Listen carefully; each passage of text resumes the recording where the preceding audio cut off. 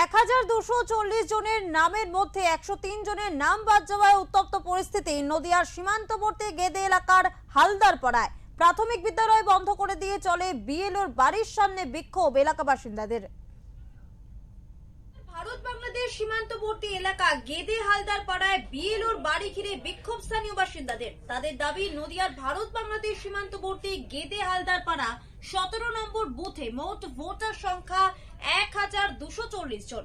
এদের মধ্যে 103 জনের নাম চূড়ান্ত তালিকায় বাদ পড়ে যায়। এখানকার স্থানীয় বাসিন্দা হওয়া সত্ত্বেও কেন চূড়ান্ত তালিকায় নাম নেই, তারই প্রতিবাদে গোটা দোষ বিএলওর উপর চাপিয়ে সকলে একত্রিত হয়ে স্থানীয় প্রাথমিক বিদ্যালয় বন্ধ করে তালা ঝুলিয়ে দেন বিক্ষুব্ধ বাসিন্দারা। এরই প্রতিবাদ জানাতে বিএলও সুকান্ত মজুমদারের বাড়ির সামনে বিক্ষোভ দেখাতে শুরু করেন তারা।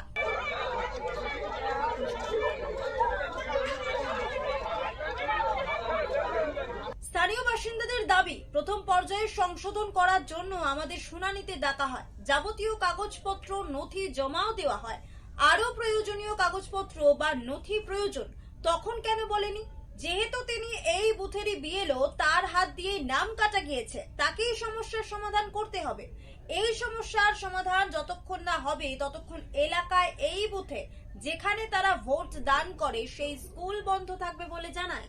আমরা ভাবছি যে আমাদের বিএলও কে এখন জবাবদিহি করতে হবে। আমাদের কেন ভোটারটা বাদ গেল, আমাদের ভুলটা কি ছিল? আমাদের তো হিয়ারিং এও তো ডাকা হয়েছে, তাহলে তখনই বলতে পারতো যে এই কাগজটা ভুল, এই কাগজটা নিয়ে আসো। এবার এখন আমাদেরকে বলা হচ্ছে তোমরা আবার জমা দাও। এবার আমরা জমা দেবো, আমার তো আবার বাবার বাড়ি যেতে হবে, সব কাগজপত্র আমার এক জায়গায় করতে হবে। আমাদের কি টাইমের দাম নেই? আমি এখন জমা দিলাম হলো না, আমি এখন জমা দিলে হবে তার কোনো গ্যারান্টি আছে? সন্তান, তাহলে আমার দিদিরটা হলো কেন, আমারটা হলো না? আর যত আমাদের এই গেদে হালদার পাড়ায় বেশিরভাগ ভোট কাটা গিয়েছে সব বাসিন্দারা এখানের, এবং যা 2002 সালে আগের ভোট তারা পর্যন্ত ভোট কাটা গিয়েছে। কিসের জন্য? তাহলে আমাদের বিএলওই ভালো করে চেক করেনি।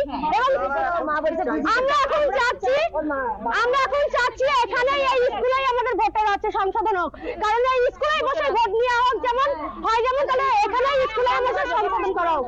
আর আমাদের যতদিন না এটা সংশোধন হবে আমরা স্কুল খুলবো না। আমরা যতই আমাদের ছেলের অসুবিধা হোক, ছেলে মেয়ে না পড়তে পারবে, তাহলে সরকার সেটা বুঝুক। হ্যাঁ, সরকার যখন এটা চালু করেছে সরকারই বুঝুক এটা। এই দাবি তুলে গ্রামের নারী পুরুষ সকলে একত্রিত হয়ে বিক্ষোভ শুরু করেছে বিএলওর বাড়ির সামনে। এই প্রসঙ্গে বিএলও বলেন, যে সকল গ্রামবাসীদের নাম বাদ গিয়েছে তারা মনে করছে আমার কারণে তাদের নাম বাদ গিয়েছে, কিন্তু 2002 সালের লিস্টে যাদের নাম ছিল সেই নামগুলো আমি ম্যাপিং করতে পেরেছি, কিন্তু যেগুলো বাইরের সেগুলিকে ম্যাপিং করতে পারিনি, সেগুলো আমি ওপর মহলকে পাঠিয়েছি, যা সিদ্ধান্ত নেওয়ার তারাই নিয়েছেন। গ্রামবাসীরা ভাবছে আমার কারণে তাদের নাম যাদের বাদ গিয়েছে তাদের নামটা আমার কারণে বাদ গিয়েছে, এরকম তাদের ভাবছে তারা।